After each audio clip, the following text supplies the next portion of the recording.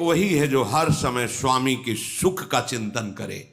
अपने सुख का, अपने देह सुख का चिंतन करने वाला कभी सेवक नहीं हो सकता। सेवक सुख चाह, मान भिखारी, व्यसनी धन, शुभ गति व्यभिचारी। ये तो मजाक की बात है।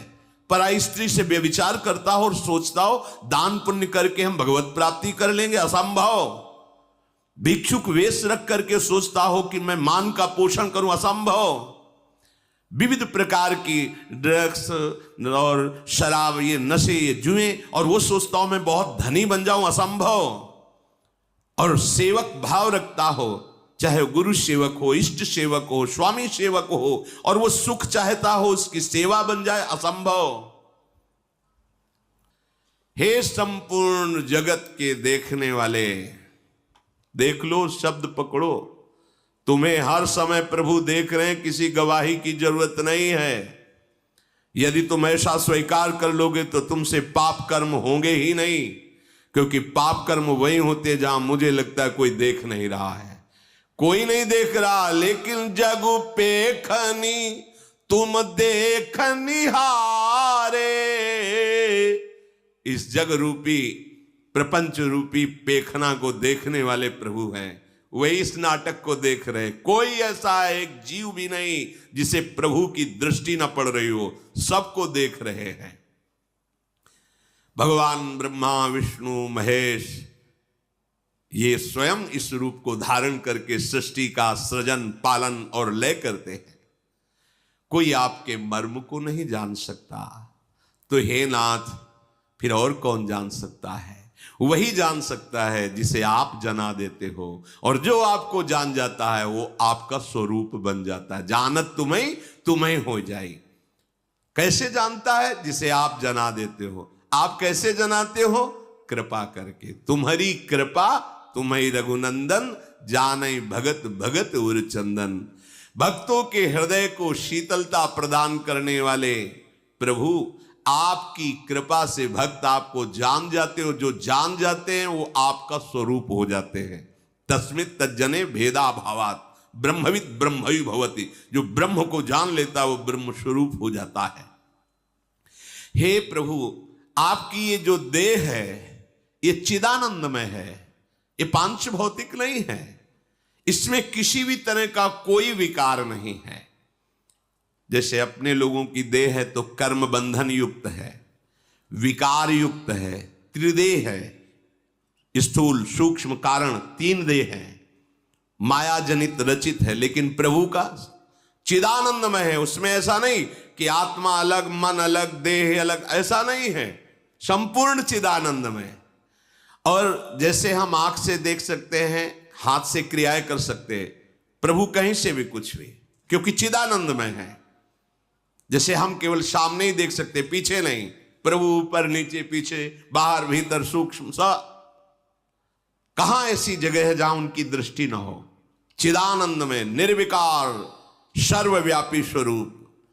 उत्पत्ति, नाश, वृद्धि, क्षय शरीर में पांच भौतिक में होते, चिदानंद में नहीं। कोई अधिकारी भक्त ही इस रहस्य को जान पाता है। मुनि तापस जिनते दुख लहाई, ते नरे चिदानंद में है। जैसे हम केवल सामने ही देख सकते, पीछे नहीं। प्रभु ऊपर नीचे, पीछे, बाहर भीतर, सूक्ष्म सा। कहां ऐसी जगह है जहां उनकी दृष्टि ना हो? चिदानंद में निर्विकार सर्वव्यापी स्वरूप। उत्पत्ति, नाश, वृद्धि, क्षय शरीर में पांच भौतिक में होते, चिदानंद में नहीं।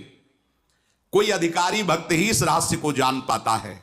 मुनि तापस जिनते दुख लहाई, ते नरेश बिनु पावक दहाई। जिनसे भगवान के भक्त संत महात्मा दुखी हो जाते हैं तो उनको आग लगाने की जरूरत नहीं। वो दुख ही उनके सर्वनाश का कारण करके आग लगा देता है। सारे सुकृत भस्म हो जाते हैं। मंगल मूल विप्र परितोषु, दहाई कोटि कुल भूषुर रोषु। ये जो ब्रह्म ऋषि जन हैं, इनको सुख भावना वचन से, शरीर से, सेवा से, ये महामंगल मोद प्रदान करने वाला है। और अगर कोई इनके विपरीत इनको कष्ट दे, इनको दुख दे, तो वो चाहे जितना बड़ा कुलवान हो, धनवान हो, बुद्धिमान हो, वो नष्ट हो जाता है। श्री भगवान कहते हैं, महर्षि वाल्मीकि जी भगवान को बता रहे हैं कि आप ऐसी जगह रहो। कैसी जगह? सुनहु राम अब कहूं निकेता, जहां बसहु सिय लखन समेता। अब मैं आपको निवास स्थान बता रहा हूं, वहां आप आराम से रहिए सिया लखन जी के साथ। पहला सुनिए। जिनके श्रवण समुद्र समाना, कथा तुम्हारी सुभग सरिनाना, भरहि निरंतर हो ही न पूरे, तिनके ही ये तुम कहूं गृह रूरे। जिनके कान समुद्र स्वभाव को प्राप्त हो गए हैं। समुद्र स्वभाव जैसे बहुत सी नदियां समुद्र में गिरती हैं पर कभी समुद्र में उफान नहीं आता, या ना गिरे नदियां तो समुद्र सूख थोड़ी जाएगा। जिनकी श्रवणेंद्री बाहर से विविध प्रकार की नदियां, गंगा यमुना सरस्वती, सब विविध नदियां, विविध भगवत यश कानों में जा रहा है, पर कभी ऐसा नहीं, वही कथा हम ये तो सुन चुके हैं, वो श्रवणेंद्री अभी परिपक्व नहीं हुई। रोज नवम नवम और विविध रस की वार्ता, विविध कथाएं, ये विविध नदियां हैं और उनके श्रवण समुद्र हैं। नर्मदा, गंगा, यमुना सब जा रही समुद्र की तरफ, लेकिन वो कभी उफान नहीं कि अब बस हम तो सुन रखा है, ना ही रस विशेष जानातिन, नहीं अभी रस प्राप्त नहीं, अभी श्रवणेंद्री पावन नहीं हुई। अगर ना जाए तो अंदर उसके निरंतर मंत्र और भगवत चरित्र चिंतन चल रहा है तो उसको सुन रहा है। एक श्रवणेंद्री बाहर है, एक अंदर है। श्रवण का ये द्वार है ये, और इंद्री तो अंदर है श्रवणेंद्री। यहां बंद कर लो तो क्या सुनाई नहीं देगा? इसको आप ढक लो, किसी से पूरे से बांध लो, इसके बाद अंदर ही अंदर मंत्र देखो सुनाई देगा, क्योंकि श्रवणेंद्री अंतर है। अंतर में निरंतर मंत्र चल रहा है, प्रभु के पद चल रहे हैं, प्रभु की लीला चिंतन चल रही है, तो बाहर से नहीं आ रही, तो अंदर से श्रवणेंद्री कभी खाली रहती ही नहीं, वैसे भी खाली नहीं रहती, प्रपंच सुनती रहती। देख लो, बाहर से प्रपंच, अंदर से प्रपंच। लेकिन जिनकी श्रवणेंद्री केवल भगवान के नाम रूप लीला धाम का पान करती और कभी तृप्ति का अनुभव नहीं करती है, हे प्रभु आप उनके हृदय में अपना घर मान करके रहिए। ये श्रवणेंद्री से भगवत प्राप्ति, श्रवणेंद्री से भगवत प्राप्ति, एक इंद्री भगवत प्राप्ति करा देगी। बस कानों को खूब भगवत चर्चा सुनाओ, रात दिन नाम कीर्तन, नाम अंदर से जब, अंदर से सुनाओ, बाहर से सुनाओ, इसी से भगवत प्राप्ति हो जाएगी। कह रहे हैं कि भरे ही निरंतर हो ही न पूरे, तिनके ही तुम कहूं गृह रूरे। प्रभु वो सुंदर घर आपका निजी घर है जिसकी ऐसी श्रवणेंद्री है। अब नेत्रेंद्री की बात कह रहे हैं। लोचन चातक जिन करी राखे, रही दरस जलधर अभिलाषे, निदरहि सरित सिंधु सर भारी, रूप बिंदु जल हो ही सुखारी, तिनके हृदय सदन सुखदायक, बसहु बंधु सिय सह रघुनायक। बड़ी महिमा की बात करें। अब नेत्रेंद्री की बात करें। जिनके नेत्र चातक की भांति हैं, चातक वो मेघ को देखता रहता है, केवल स्वाति का बूंद पीता है, मेघ का बरसाया हुआ। अगर वो मर रहा हो और गंगा जी में पड़ा हो तो भी चोंच ऊपर करके ही मरेगा, क्योंकि वो केवल स्वाति मेघ के द्वारा बरसाए हुए बूंद को पिएगा, गंगा जल को भी नहीं। अनन्य अनन्य चातक की तरह केवल भगवत दर्शन की लालसा, अपने स्वामी के मिलन की लालसा। दरस बिन धूखन लागे नैन, बस नेत्र ललचा रहे, कब भर नेत्र अपने प्रियालाल को देखूं। दूसरा रहस्य, जिधर दृष्टि जाए उधर अपने प्रीतम की भावना। सबके हृदय मंदिर में मेरा प्रीतम छुपा हुआ है। प्रीतम की भावना रहित कोई भी रूप उसे लुभायमान नहीं कर सकता। निदरहि सरित सिंधु सर भारी, अपने आराध्य देव के रूप के सिवा चाहे त्रिभुवन का कोई भी सौंदर्य हो, वो नेत्र लुभायमान नहीं हो सकते, क्योंकि जैसे चातक है केवल मेघ के द्वारा बरसे हुए स्वाति की बूंद को लेगा, अन्यथा वो भले गंगा की धारा में पड़ा हो मर जाएगा, एक बूंद जल जीवित नहीं जाने देगा। ऐसी निष्ठा। भला कोई रूप संसार में ऐसा है जो रूप समुद्र प्रभु के प्यासे नेत्रों को अपनी तरफ आकर्षित कर ले? अगर आकर्षित कर लेता तो नाटक हो रहा था, अभी उपासना नहीं हो रही थी, केवल नाटक हो रहा था। अगर उपासना होती तो कोई रूप है नहीं। तुमसे कह रहे हैं जिस रूप को तुम सौंदर्यवान समझते हो, जरा प्रभु के रूप की झांकी की लालसा जगाओ, फिर देखो क्या होता है। कई बार सत्संग में सुनाया है धनुर्दास जी का चरित्र। वो अपनी पत्नी के रूप में इतना आसक्त थे कि एक क्षण के लिए भी नहीं छोड़ सकते थे। बड़ा उपहास होता था, वो सहते थे। अब सामान लेने जाना है तो अकेले जा नहीं सकते, पत्नी को लिवा के जाएंगे क्योंकि रूपासक्त हैं वो। पत्नी चलेगी तो ऐसे और आप चलेंगे पीछे, छाता लगाए धूप ना लगे, बैक पीछे, वो ऐसे आ रही वो पीछे चल, लोग उपहास करते। ये सूचना आचार्य चरण को पहुंची तो उन्होंने कहा, अरे ऐसा रूप आ सकती है तो भगवान के काबिल है, जिसने सारी इंद्रियों को बटोर कर रूप में लगा दिया है, हम दर्शन करेंगे। नजदीक गए, देखा तो हंसी का पात्र तो था ही, छाता लगाए बैक चल रहा है, वो पत्नी सीधे चल। नजदीक गए, बोले भाई इतना आसक्त क्यों? बोले देखा कि संत हैं, हल्के से उन्होंने कहा महाराज बिना इनके रूप के हम जीवित नहीं रह सकते। तो उनका अगर इससे भी बढ़िया रूप हो, बोले हो ही नहीं सकता। तो जे ही स्पर्श किया और संकल्प किया तो सामने नौ किशोर रूप ठाकुर का छाता छूट गया, पतली भूल गई, पीछे लग गए और अनंत काल तक उस महारूप का पान करने के योग्य बना दिया। ये भगवान की प्रेमी महाभागवतों का। तो जिनके नेत्र चातक की तरह केवल भगवत रूप दर्शन की लालसा रखते, कोई कितना भी रूपवान हो। इसी बात प्रबोधानंद सरस्वती जी ने कहा कि राधा किशोरी के चरणों का आश्रय लेने वाले को भगवान का मोहिनी रूप भी मोहित नहीं कर सकता, क्योंकि मोहिनी प्रिया जो मोहन को, विश्व मोहन को, मदन मोहन को, मुनिमन मोहन को, सुमन मन मोहन को अपने अधीन किए हुए हैं, जाके अधीन सदा ही सांवरो। उन लाडली की ठसक रखने वाला, जिनके नेत्र लाडली के गोरे चरणारविंद के दर्शन की लालसा से युक्त है, उनको भला कौन लुभायमान कर सकता है।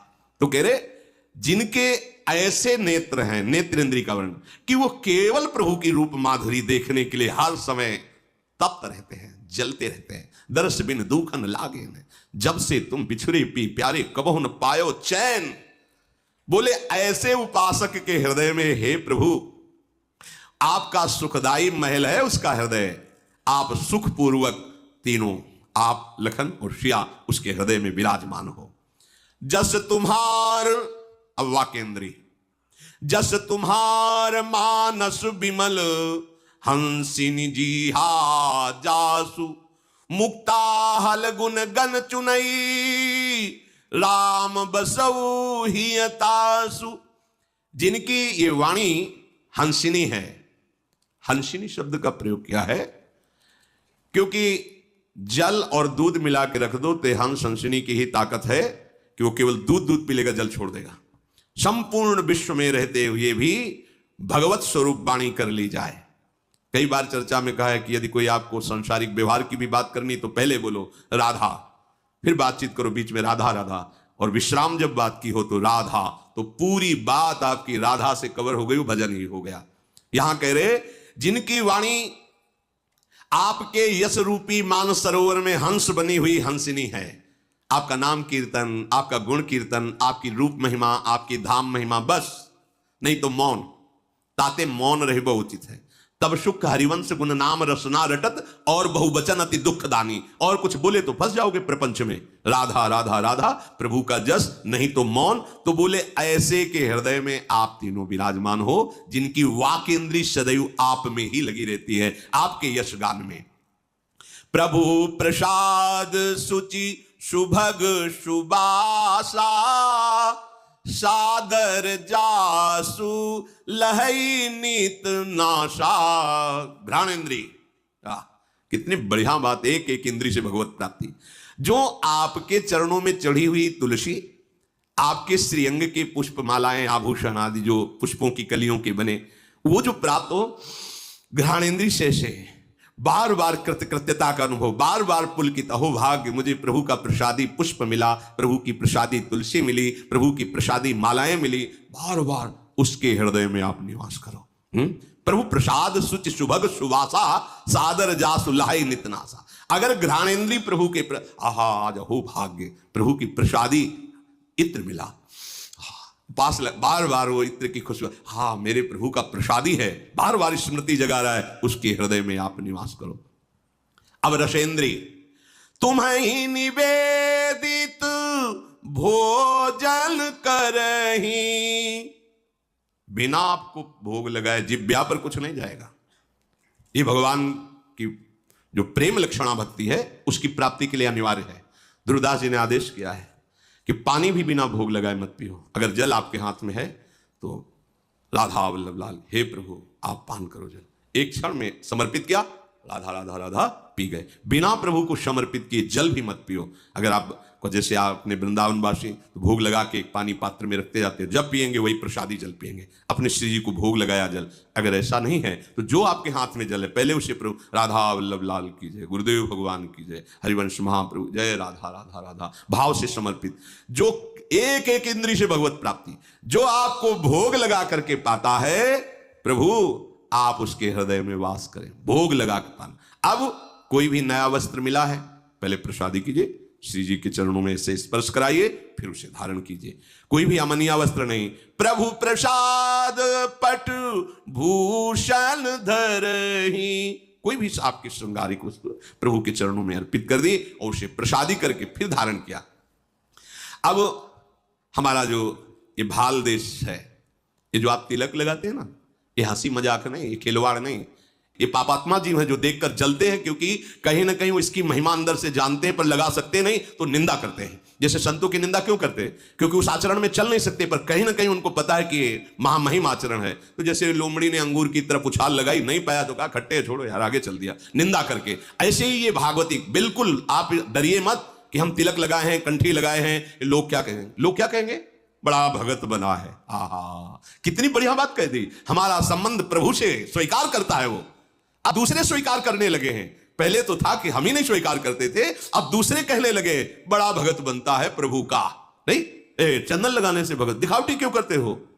वो जल रहा है बेचारा, उसकी तुम्हें धुआं नहीं नजर आ रहा उसके अंदर से, वो जल रहा है। आपको गर्व से अपने प्रभु का तिलक लगाना है। जैसे कहीं ऐसे शासन विभाग आदमी आप हैं और आप बाहरी तिलक नहीं लगा सकते, तो आप ऐसा करें, सूखी रज की बटिया ले ले, और आप ऐसे बिना तिलक के न रहें। ये भाल हमारा सुशोभित, ये जो है ना हमारे गर्व का विषय है। महारानी जी का प्रसादी चंदन और प्रिया प्रीतम रसिक जनों की चरण रज, उसके ऊपर प्रसादी चंदन लग, गर्व से हम कहते हैं कि मेरी महारानी श्री राधा रानी। हम दासत्व, बिल्ला लगाने में कोई घबराता है क्या?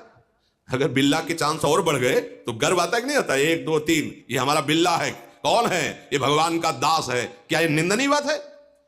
भगवान के दासत्व की पदवी तुम्हें उपहास में ही कोई कह रहा है तो ये कोई निंदनीय बात है? अरे गर्व का विषय है कि हाँ कहावत तो सब कहे थे, हम भी कहते हैं और सब लोग अब कहने लगे ये दास है प्रभु का, तो सुनेंगे ही कभी ना कभी ना, ये तो सुनेंगे, वो तो देख ही रहे प्रतिपल। अब हमारे हृदय में गर्व होना चाहिए कि मुझे दासत्व पदवी मिल रही। और सर्व गर्व निंदनीय है, लेकिन ये गर्व कभी भूल कर नहीं हटना चाहिए। अस अभिमान जाई जन भोरे, मैं सेवक रघुपति, मैं श्यामा श्याम का एक गर्व रहना चाहिए, हृदय में ठसक रखनी चाहिए। दूसरा, इस खोपड़ी की महिमा किस बात पर है? गुरुदेव को देखकर, संतों को देखकर, भक्तों को देखकर नमन हो जाना। जिनके शीस नवहि सुर गुरु द्विज देखी, प्रीति सहित करी विनय विसेखी। जिनके शीश देखते ही, ये बड़ी मलिनता है वैष्णव होने पर भी, यदि ये संप्रदायवाद की भावना अंदर बैठ जाए। अच्छा, ये तो और संप्रदाय का है, बहुत कड़ुआ है ये वचन, बहुत कड़ुआ है, कभी नहीं स्वीकार करना चाहिए। संप्रदाय का तात्पर्य होता है एक सुदृढ़ मार्ग जिससे हम प्रभु के प्रेम को प्राप्त करते। वो संप्रदाय क्या? जो नफरत पैदा करे, जो हिंसावृत्ति लाए, किसी का अपमान करे, किसी की निंदा करे। मेरी तो आज तक समझ में नहीं आया, अगर भगवान आगे समझा देंगे तो आपको बता देंगे।